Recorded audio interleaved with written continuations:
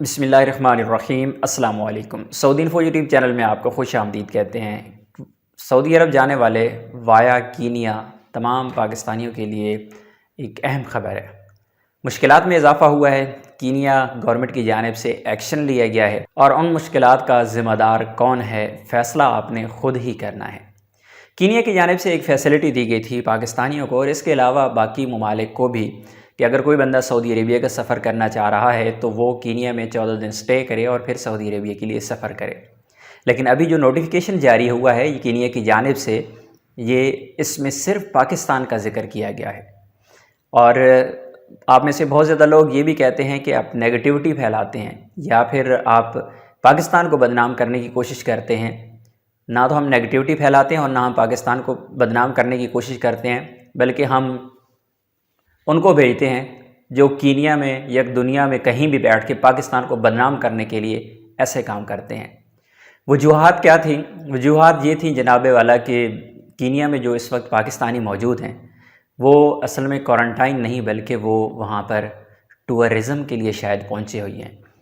Kenya में आप अगर अपने होटल तक महदूद नहीं रहे, आपने घूमना फिरना स्टार्ट किया, गलियों में, शहरों में, बाज़ारों में आप नज़र आए तो कीनिया गवर्नमेंट ने इस पर एक्शन ले लिया और इसके लिए एक क्वारंटाइन ज़ोन जो है कीनिया का, वहाँ पर अब पाकिस्तानियों को इवन के बाकी ममालिक के लिए भी कि उनको शिफ्ट किया जा रहा है। और ये नोटिफिकेशन जो आप देख रहे हैं स्क्रीन पे, इस पर सिर्फ पाकिस्तानियों का जिक्र किया गया है कि पाकिस्तानियों को उन पर पाबंदियाँ क्या लगाई हैं वो उस पर भी हम बात करते हैं। अभी जो आप अगर बाहर के होटल्स में मौजूद हैं, जो उनका क्वारंटाइन ज़ोन है, अगर बाहर के होटल में मौजूद हैं तो तमाम होटल्स को नोटिफिकेशन जारी हो चुके हैं कि तमाम जो बैरून मुल्क से आए हुए लोग हैं जो क्वारंटाइन कर रहे हैं 14 दिन का, वो फौरी तौर पर दूसरे जोन में मुंतकिल हों और पुलिस की जानिब से भी ज़ाहिर है वहाँ पे एक्शन लिया जा रहा है। लेकिन परेशानी वाली इतनी कोई बात नहीं है। जो कीनिया में लोग इस वक्त बैठे हुए हैं, आप इस बारे में परेशान कतन मत होइएगा कि ये क्या होने जा रहा है। कुछ भी नहीं होने वाला। सिर्फ़ और सिर्फ जो कीनिया का रूल है, जो कानून है, उस पर अमल दरामद करवाया जा रहा है।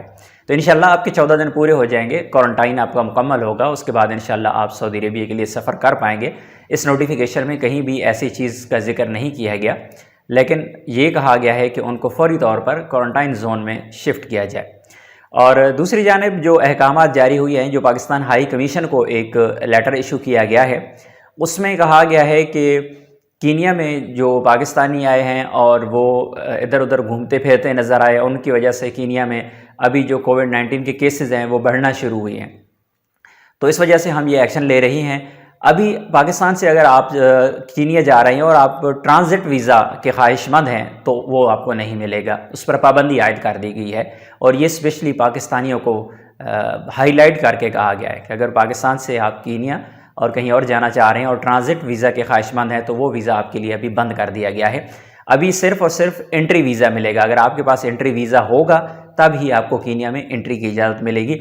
और इस लेटर पे आप देख सकते हैं तीसरे नंबर पर यहाँ पर जो कहा गया है कि अगर कोई बंदा ये सारी रिक्वायरमेंट्स फुलफ़िल नहीं करता, यानी उसके पास अगर एंट्री वीज़ा नहीं है तो उसे एयरपोर्ट से ही वापस कर दिया जाएगा।